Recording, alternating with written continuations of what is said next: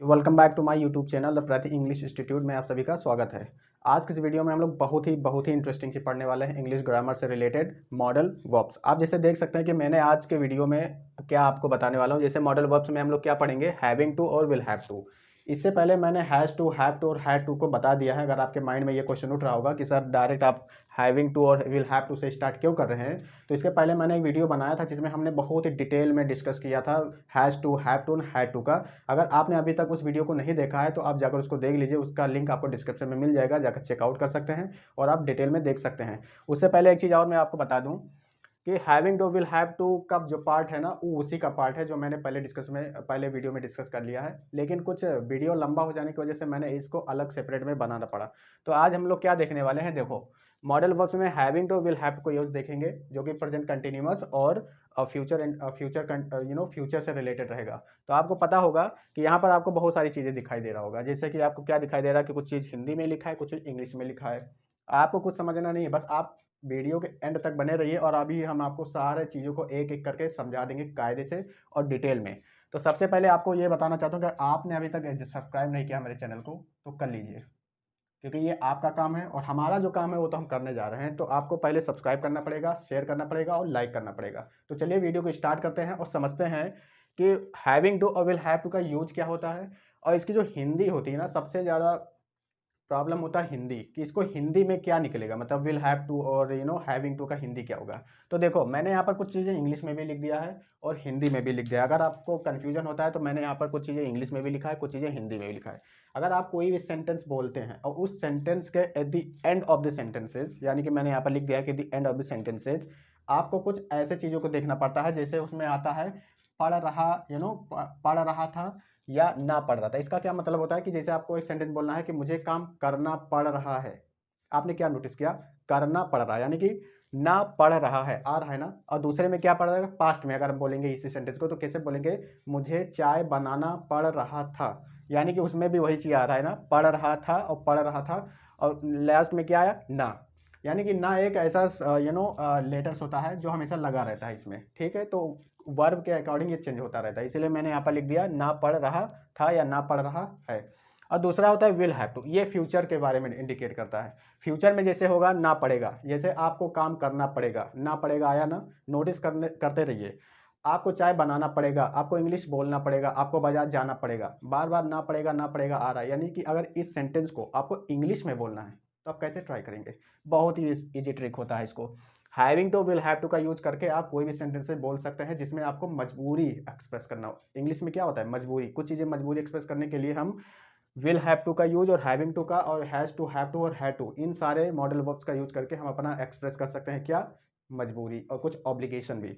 तो चलिए कुछ मैं यहाँ पर कुछ प्रोनाउंस भी आपको बता दे रहा हूँ। जैसे ये इसका पार्ट नहीं है लेकिन कुछ बेसिक नॉलेज है जो इससे रिलेटेड, इसलिए मैंने यहाँ पर डिस्कस कर लिया है। और दूसरी बात कि यहाँ पर जो चीज़ मैंने डिस्कस किया ना वो इसी, यानी कि इसी मॉडल वर्ब्स के कॉन्टेक्स्ट से है। ये मत समझिएगा कि ही शीट के साथ साथ हैज का भी प्रयोग होता है। इसमें हैज का कोई लेना देना नहीं है, केवल is am are was were का ही लेना देना, इसलिए मैंने यहाँ पर इसको समझा दिया। अगर आपको स्क्रीनशॉट करना है तो आप स्क्रीनशॉट कर सकते हैं। आई होप कि आपने स्क्रीनशॉट कर लिया होगा।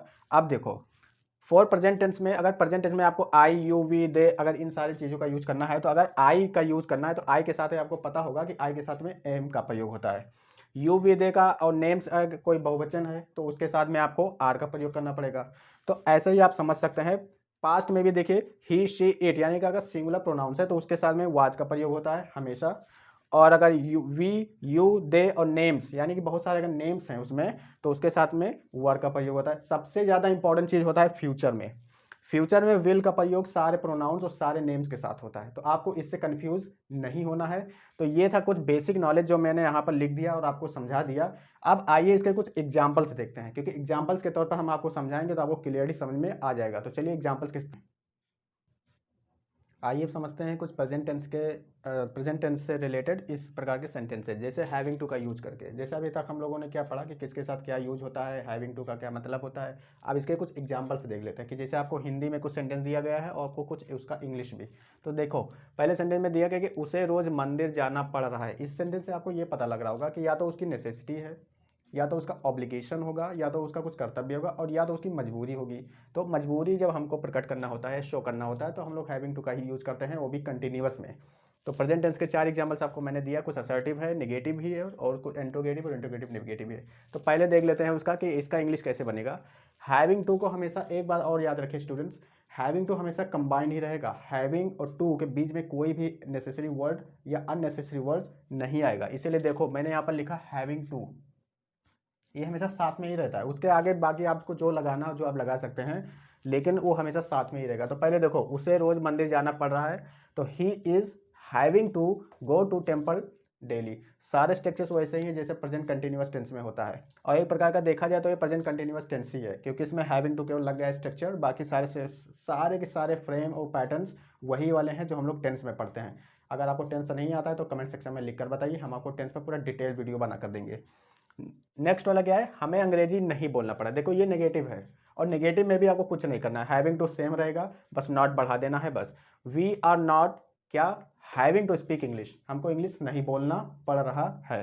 नेक्स्ट क्या है, क्या तुम्हें गाय चराना पड़ रहा है, ये तो किसी की मजबूरी ही होगी, तभी ऐसा पूछा जा रहा है उससे। तो बताओ उसको आंसर में क्या मिलेगा कि are you having to graze cows, क्या तुम्हें गाय चराना पड़ रहा है, क्या बताएगा आंसर में, नहीं we are not having to graze cows, यानी कि हमको गाय नहीं चराना पड़ रहा है। ठीक है, ऐसे। तुम्हें स्कूल क्यों नहीं जाना पड़ रहा है, why are you not having to go to school. देखो इसका कुछ स्ट्रक्चर और बता दूं, अगर सेंटेंस के बीच में कभी भी क्या आए, वाई आए, या ये सारे सेंटेंस अगर क्वेश्चन, जितने भी क्वेश्चन से रिलेटेड वर्ड्स होते हैं, अगर वो सेंटेंस के भी बीच में आता है ना, तो उसकी इंग्लिश पहले लिखी जाती है।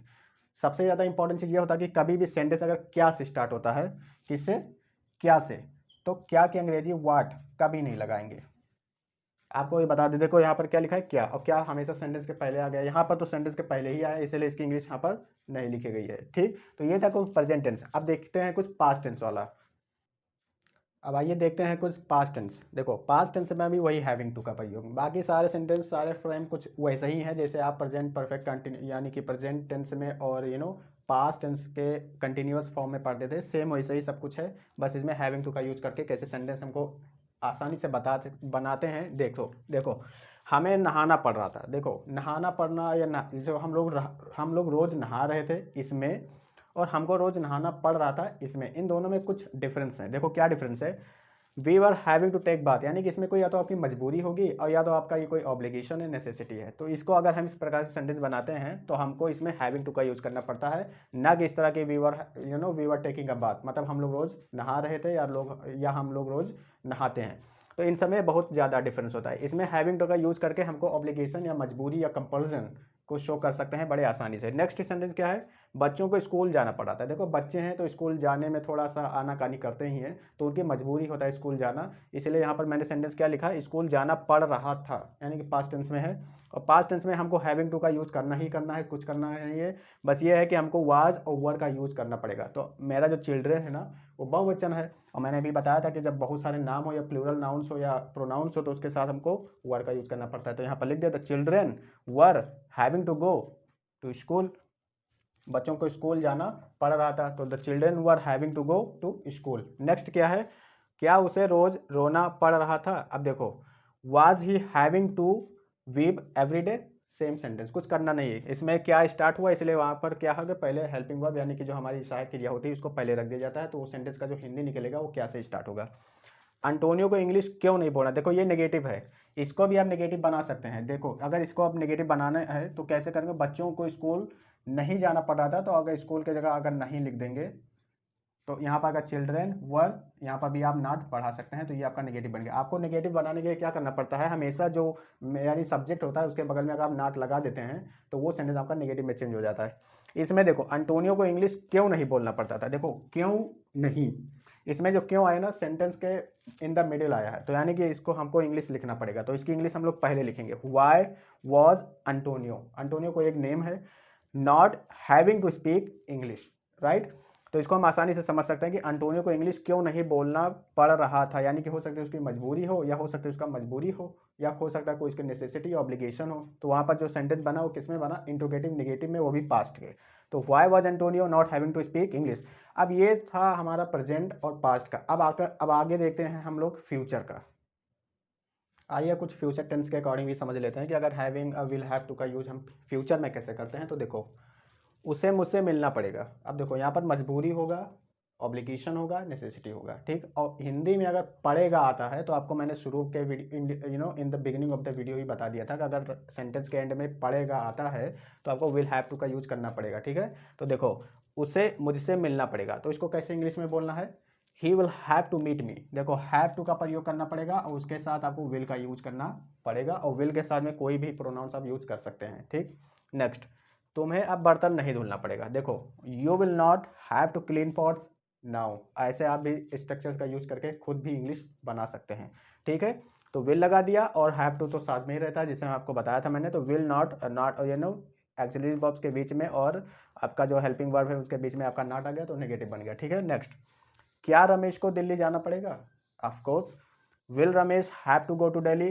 इंट्रोगेटिव सेंटेंस है तो इसलिए विल स्टार्ट में आ गया। और हिंदी का अगर मीनिंग निकाला जाए तो उसके बीच शुरुआत में क्या आया, ठीक। उन्हें अंग्रेजी क्यों नहीं बोलना पड़ेगा? अब बताओ क्यों नहीं बोलना पड़ेगा। सेंटेंस देखो, why will they have to speak English. Sorry, इसमें नहीं लिखा है तो इसको इस तरह कह लो, why will they not not why will they not. कुछ इस प्रकार के अगर नेगेटिव सेंटेंस आपको बता यानी कि बनाना है तो आप ऐसे बना सकते हैं। और दूसरी सबसे बड़ी बात ये होती है कि जो मैंने आपको बताया था कि हमेशा जो विल आएगा वो किसी भी, यानी कि अगर आपको विल का यूज करना है तो कोई भी प्रोनाउन है आप उसके साथ विल का यूज कर सकते हैं। उसमें कोई कोई भी ऑब्लिगेशन या कोई भी आपका उसमें कोई फोर्स नहीं होता है कि हमेशा आप शैल का यूज करें या विल का यूज करें। इस प्रकार के सेंटेंस में आप हमेशा विल का ही यूज करिए, चाहे जे हो, चाहे चाहे सिंगुलर प्रोनाउंस हो चाहे प्लूरल प्रोनाउंस, आप सबके साथ में केवल विल का यूज करिए, तभी सेंटेंस आपका सटीक और सॉलिड बनेगा। तो ये थे आज के कुछ सेंटेंसेज। अगर आपको समझ में आ गया हो तो आप मेरे कमेंट सेक्शन में लिखकर बताइए। और दूसरी सबसे बड़ी बात कि अगर आपने अभी तक हमारे चैनल को सब्सक्राइब नहीं किया है तो कृपया सब्सक्राइब कर लीजिए और प्रेस कर दीजिए अपने बेल आइकन को, ताकि हमारे ऐसे ही वीडियोस के नोटिफिकेशन आपको मिलता रहे। तो मिलते हैं नेक्स्ट वीडियो में विद न्यू टॉपिक। तब तक के लिए जय हिंद।